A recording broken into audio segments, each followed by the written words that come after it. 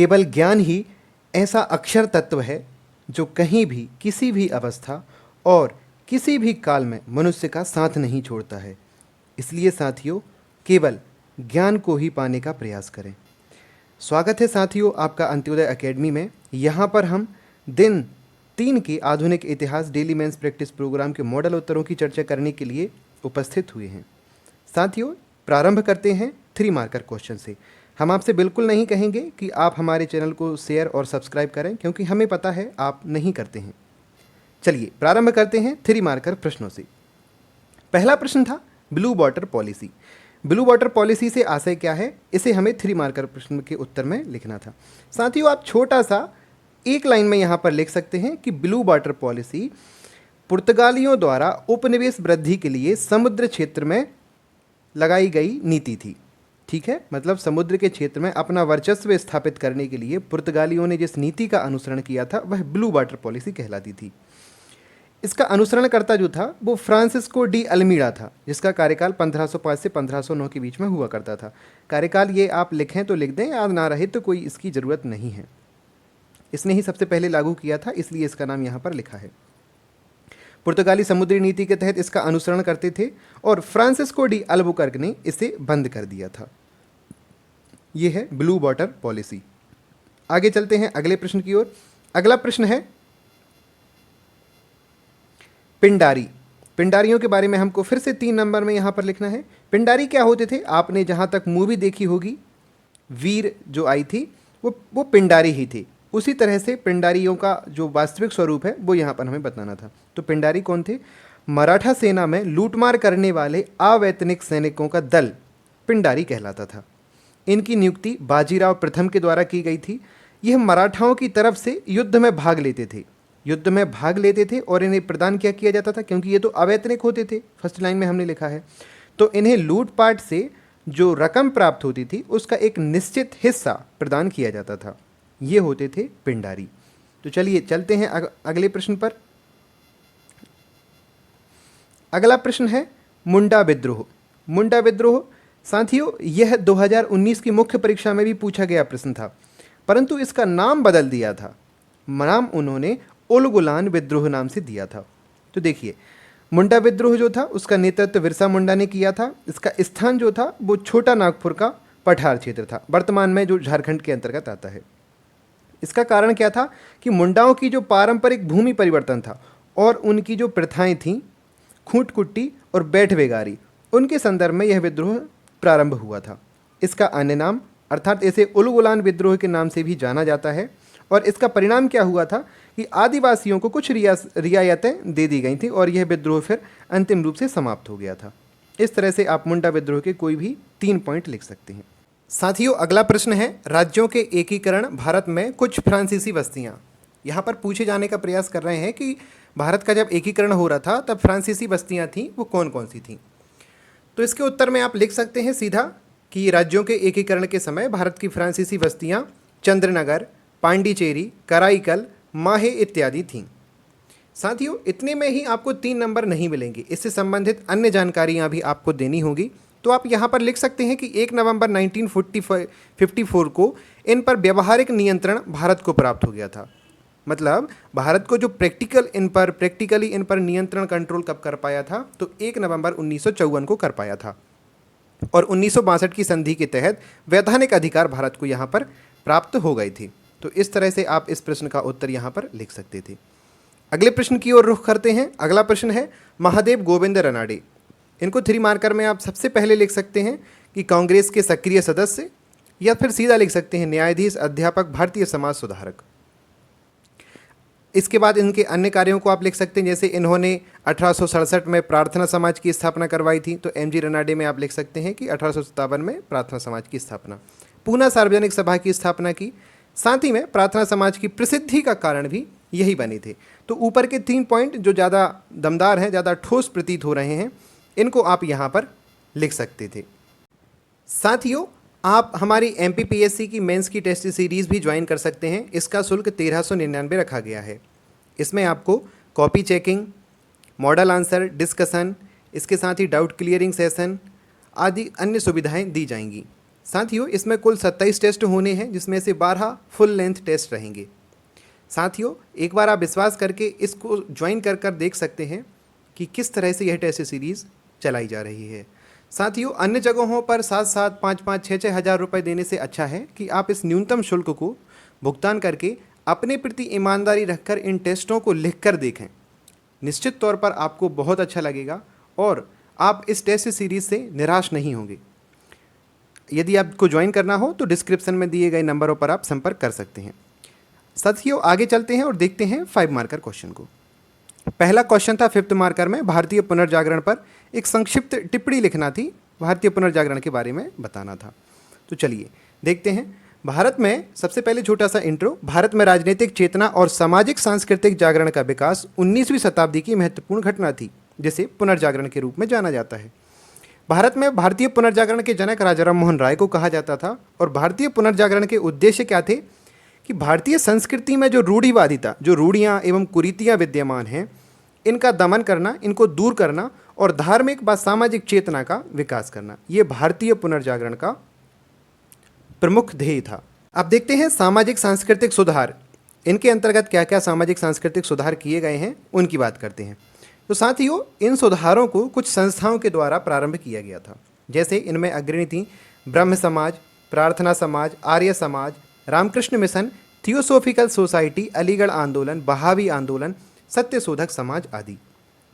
अब इन्हें बहुत सारे कार्य करने में सफलता प्राप्त की, जैसे कि सती प्रथा पर रोक लगवाई गई, राजा राम मोहन राय ने इस पर बहुत कार्य किया। विधवा पुनर्विवाह अधिनियम पारित कराया गया, ईश्वर चंद्र विद्यासागर जी ने इसमें बहुत कार्य किया। नरबली पर रोक लगाई गई, बाल विवाह पर रोक लगाई गई। ये जो कुछ कुरीतियाँ थीं इनको रोका गया। और इनका और प्रभाव क्या हुआ दीर्घकालिक?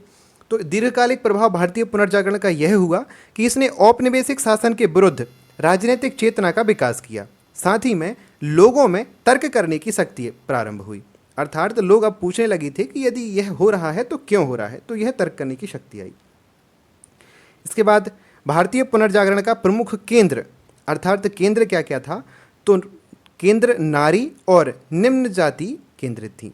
साथियों साथ में ईश्वर भी रहा था, जिसमें एकेश्वरवाद को प्रमुखता दी गई थी, ये इसके केंद्र थे। तो आप इस प्रकार से लिख सकते हैं। कंक्लूड करेंगे, भारतीय पुनर्जागरण को पूर्णतः सफल तो नहीं कहा जा सकता, परंतु इसने समाज में आमूलचूल परिवर्तन कर दिए थे, जो काफ़ी हद तक सुधार की ओर ही थे।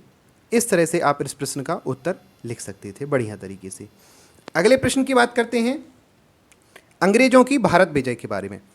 अंग्रेजों की भारत विजय कैसे हुई, तो उसको यहाँ पर आपको लिखना था कि क्या क्या उनके चरण थे, क्या क्या किस किस को उन्होंने जीता, तो इसको लिखना था।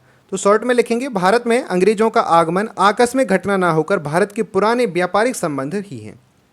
इसका मतलब कहने का ये है कि जो वास्को डी गामा आया था, उस समय पर जो व्यापारिक संबंध भारत के स्थापित हुए थे फ्रांसीसियों के साथ, उस फ्रांसीसियों के व्यापार से जो लाभ हुआ था उसको अन्य यूरोपीय देशों को जैसे ही पता चला, तो वो सारे भारत को आशा की निगाहों से देखने लगे और यहाँ पर आने का प्रयास करने लगे। तो यही पहली लाइन का अर्थ है कि भारत में अंग्रेजों का आगमन आकस्मिक घटना नहीं थी, बल्कि यह भारत के पुराने व्यापारिक संबंधों से संबंधित थी। प्रारंभ में अंग्रेज एवं फ्रांसीसी कंपनियां सिर्फ व्यापार का उद्देश्य रखती थीं, परंतु अत्यधिक महत्वाकांक्षा के कारण अंग्रेजों ने यहाँ शासन करने का मन बना लिया और बहुत सारी घटनाओं ने अंग्रेजों के भारत में विजय अभियान में सहायता की। जैसे कि यूरोपीय कंपनियों के साथ संघर्ष हुआ, अन्य जो कंपनियां आई थीं यूरोपीय, उनको हराकर अंग्रेजों द्वारा भगा दिया गया भारत से। इसके बाद कर्नाटक के 3 युद्ध हुए। कर्नाटक के युद्ध में अंग्रेजों की विजय ने बहुत ज़्यादा इनका वर्चस्व स्थापित कर दिया था। साथ ही में बंगाल का अधिग्रहण किया जाना। बंगाल उस समय पर राजनीतिक केंद्र के रूप में स्थापित था, तो बंगाल का अधिग्रहण अंग्रेजों की विजय का मील का पत्थर साबित हुआ। प्लासी एवं बक्सर के युद्ध ने तो अंग्रेजों का वर्चस्व भारत में स्थापित कर दिया था और आंग्ल मैसूर युद्ध के द्वारा अंग्रेज दक्षिण भारत में भी अपनी पैठ जमा सके। तो ये अंग्रेजों की भारत विजय के बारे में आप लिख सकते हैं। साथियों, यदि आपको समय रहे और आपके पास जगह रहे तो आप इसमें अंग्रेजों की विजय के कारण भी लिख सकते हैं। कारणों में आप लिख सकते हैं कि इनका कुशल सैन्य नेतृत्व था, एक रणनीति के तहत ये कार्य करते थे, और साथ ही में इनकी जो रणनीतियाँ थीं, युद्ध कुशलता थी, आधुनिक हथियार थे, एकता के साथ इनका कार्य करना और प्रशिक्षित सैनिकों का होना आदि इनकी उपलब्धि और भारत विजय के प्रमुख कारण रहे थे। तो इस तरह से आप इन कारणों को भी यहाँ पर लिख सकते थे। कंक्लूड इसको करेंगे, इन सब युद्धों के परिणाम में अंग्रेजों की विजय रही, उनके भारत अभियान को मजबूती करती गई और एक समय बाद अंग्रेजों ने भारत पर शासन करना प्रारंभ कर दिया। इस तरह से क्या हुआ, इन कड़ियों को जोड़ते हुए अंग्रेजों ने पूरे भारत पर अपना अधिकार कर लिया और भारत गुलाम हो गया। यह अंग्रेजों की भारत विजय से संबंधित प्रश्न का उत्तर था। चलिए आगे चलते हैं, देखते हैं अगला प्रश्न। ये अंतिम प्रश्न है 5th मार्कर में।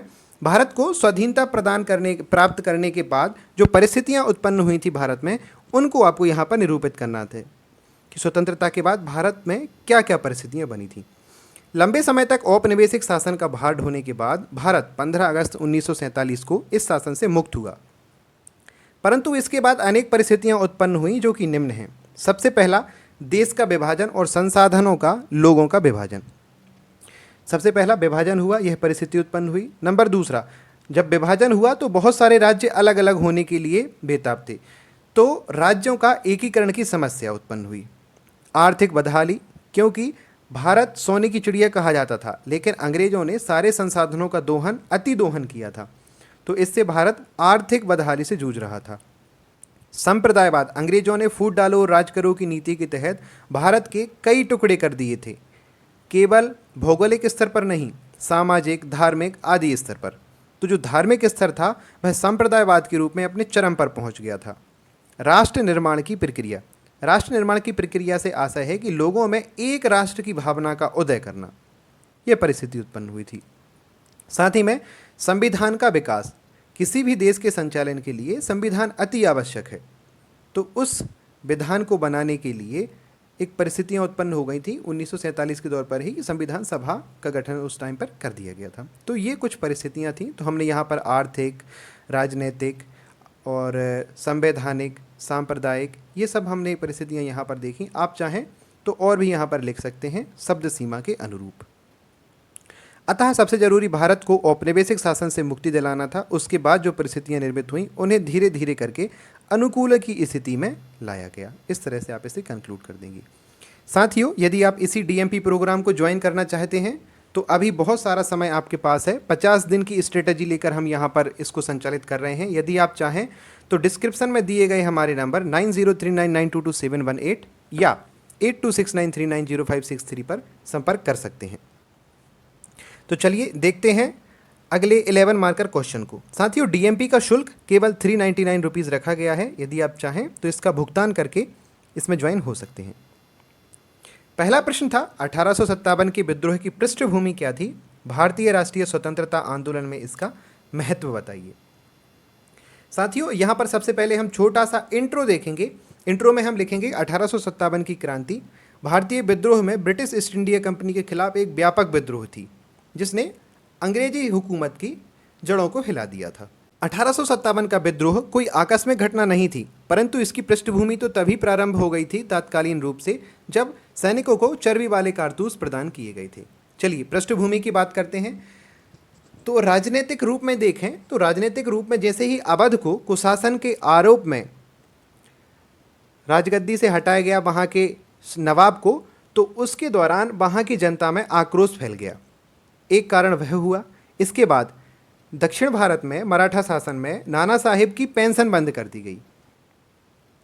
एक ये कारण हो गया। आर्थिक कारण की बात करें तो अंग्रेजों की शोषणकारी भू राजस्व नीतियां थी, उन लोगों ने भारतीय जनता के मन में आक्रोश भर दिया था, आक्रोश पैदा कर दिया था।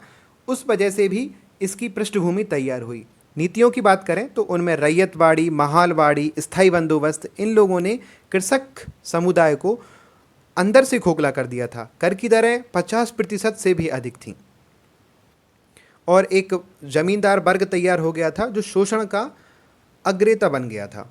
तो इस तरह से आप यहाँ पर आर्थिक में लिख सकते हैं। साम्राज्यवादी नीतियों का प्रभाव। साम्राज्यवादी नीतियों ने बहुत सारे राज्यों को अंग्रेजों के विरुद्ध भड़का दिया था, जैसे सहायक संधि, हड़प नीति आदि। झांसी आप अच्छा उदाहरण लेकर चल सकते हैं। रानी लक्ष्मीबाई को भी हड़प नीति के तहत उनके साम्राज्य को विलय करने का प्रयास किया गया था। तो लक्ष्मीबाई ने इसका नेतृत्व अपनी झांसी को बचाने के लिए किया था। यही कारण है कि यह अखिल भारतीय स्तर पर नहीं पहुंच पाया था, जो इसकी असफलता के कारण भी बने थे। तो बहुत से राज्यों में इनकी जो साम्राज्यवादी नीतियां थीं वो भी इसका कारण बनी थी।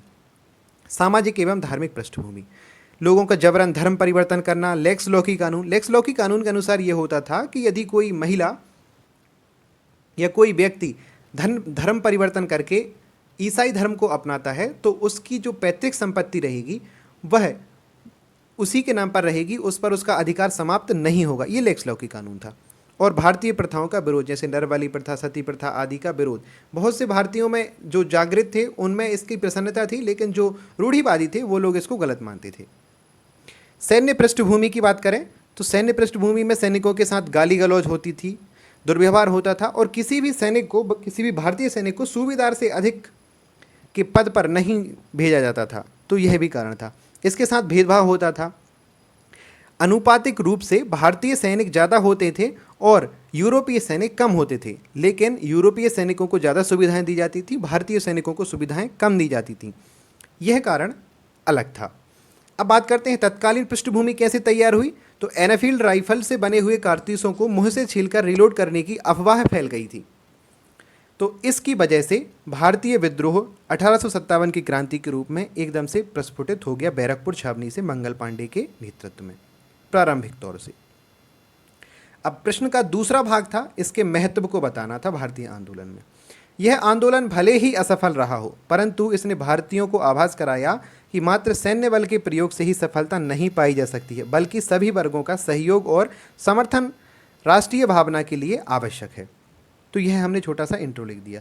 अब इस विद्रोह से क्या क्या हुआ है। इस विद्रोह से विदेशी सत्ता के विरुद्ध एकता एवं राष्ट्रीय शक्ति के बीज पैदा हो गए। साथ ही में विद्रोह के बाद भारत के ढांचे और नीतियों में महत्वपूर्ण परिवर्तन हुआ। इसका मतलब है कि 1858 का गुड गवर्नेंस एक्ट पारित किया गया था, जिसमें बहुत सारे चेंजेस लाए गए थे भारतीयों के हित में। इसने भारतीय विद्रोह को संस्थागत रूप में ढालने का प्रयास किया। उदाहरणतः आप यहाँ लिख सकते हैं कि 1857 की क्रांति के बाद बहुत सारी संस्थाओं का उदय हुआ, राजनीतिक संस्थाओं का, जिनमें से प्रमुख भारतीय राष्ट्रीय कांग्रेस थी 1885। अगला पॉइंट है, भारतीयों को धीरे धीरे अपने देश के शासन में भाग लेने का अवसर मिलने लगा। धीरे धीरे जो सुधार हुए 1813 और इसके कालांतर के जो 1858 हो गया, 1919 हो गया, 1909 हो गया, इसमें जो भारत परिषद अधिनियम आए, इनमें भारतीयों को शासन में सहभागिता प्राप्त होने लगी थी और अंग्रेजों ने साम्राज्यवादी नीति का त्याग किया था 1857 की क्रांति के बाद। इस तरह से यह प्रश्न पूरा हो जाता है। निष्कर्ष में आप लिख सकते हैं कि यहाँ यह कहा जा सकता है कि विद्रोह का परिणाम भले ही असफल रहा हो, परंतु इसके दूरगामी परिणाम काफ़ी उपयोगी रहे, जिससे भारतीयों में राष्ट्रीय भावना का विकास हुआ, जो इसके महत्व को परिलक्षित करते हैं। तो इस तरह से आप इस प्रश्न को कंक्लूड कर सकते थे। अंतिम प्रश्न की ओर चलते हैं। अंतिम प्रश्न था, ब्रिटिश शासन के प्रमुख कृषक आंदोलन, मतलब ब्रिटिश औपनिवेशिक शासनकाल में जो भी कृषक विद्रोह हुए हैं उनको बताना था। तो चलिए आगे चलते हैं, देखते हैं। ब्रिटिश हुकूमत और भारतीय शोषकों जैसे जमींदार, राजा रजवाड़े, कुलीन वर्ग आदि के खिलाफ 18वीं सदी से ही सामान्य नागरिक, कृषक तथा जनजातीय लोग अपना असंतोष प्रकट करने लगे थे। इनमें कृषक आंदोलनों का कारण ब्रिटिश साम्राज्य की भू राजस्व नीतियाँ एवं दमनात्मक वसूलने की पद्धति थी। अब कौन कौन से कृषक विद्रोह थे? तो नील विद्रोह था, पावना था, दक्कन विद्रोह आदि थे। नील विद्रोह 1859 से 1860 के बीच में चलाया गया था। 1857 की क्रांति के बाद ही ये प्रारंभ हुआ था। दिगंबर विश्वास और विष्णु विश्वास ने इसका नेतृत्व किया था और इसका कारण था कि यूरोपियों द्वारा भारतीयों से जबरन नील की खेती करवाना। इसका परिणाम यह हुआ कि नील की जांच की समस्या के लिए सरकार ने नील आयोग का गठन किया और आदेश दिया और विद्रोह समाप्त हो गया। तो इस तरह से नील विद्रोह आप देख सकते हैं। पावना विद्रोह की बात करते हैं। 1873 से 76 के बीच में चला था, बंगाल के पावना क्षेत्र में। यह जमींदारों के शोषणकारी रवैये के विरुद्ध हुआ था। इसके नेतृत्वकर्ता यूसुफ शाही परगन, ईशान चंद और केशव चंद्र राय थे। इसका उद्देश्य था साहूकारों और ऋणदाताओं के पास रखे हुए ऋण पत्रों को छीनकर और नष्ट करना। यह पावना विद्रोह था। दक्कन विद्रोह की बात करते हैं। 1874 से 75 में जो हुआ था महाराष्ट्र के पुणे और अहमदनगर जिलों में। इसमें किसानों ने साहूकारों के खिलाफ रैयतवाड़ी व्यवस्था के अंतर्गत आरोपित किए गए भारी कर का विरोध करना इसके अंतर्गत था। इसके परिणाम स्वरूप में क्या हुआ? 79 में दक्कन कृषक राहत अधिनियम द्वारा किसानों को साहूकारों के विरुद्ध संरक्षण प्रदान किया गया। पागलपंथी विद्रोह, यह विद्रोह उत्तरी बंगाल में जमींदारों के शोषण के विरुद्ध नाराजगी पर हुआ था, जो आर्थिक धर्म प्रकृति का था। नेतृत्व इसका किया था करम शाह ने। मोपला विद्रोह 1836 के केरल के मालाबार तट पर हुआ था और इसका परिणाम बाद में कुचल दिया गया था। साथियों, इस सब के बावजूद प्रमुख रूप से अखिल भारतीय किसान सभा, एका आंदोलन, बारदोली सत्याग्रह, अखिल भारतीय किसान सभा, तेभागा आंदोलन, तेलंगाना आंदोलन आदि ब्रिटिश शासन के समय किसानों द्वारा किए गए थे। इन आंदोलनों का उद्देश्य ब्रिटिश हुकूमत के किसानों का अपने अधिकारों को संरक्षित करना था। अतः औपनिवेशिक शासनकाल में भारतीय किसानों ने अपनी हक के लिए प्रमुख आंदोलनों का सहारा लिया, जो कुछ हद तक सफल रहे और कुछ असफल रहे, परंतु इनसे अंग्रेजों को भारतीय लोगों के साहस का पता चला, जिससे वे भारत छोड़ने पर मजबूर हो गए थे कालांतर में। तो इस तरह से आप इस प्रश्न को यहाँ पर टैकल कर सकते थे। धन्यवाद साथियों, वीडियो को पूरा देखने के लिए। यह वीडियो यदि आपको अच्छा लगे तो शेयर ज़रूर कीजिएगा और हमारे चैनल को सब्सक्राइब भी आप कर लीजिएगा, क्योंकि आपको जब तक हम प्रयास करेंगे आपको अच्छा कंटेंट ही उपलब्ध कराएंगे। धन्यवाद। जय हिंद, जय भारत।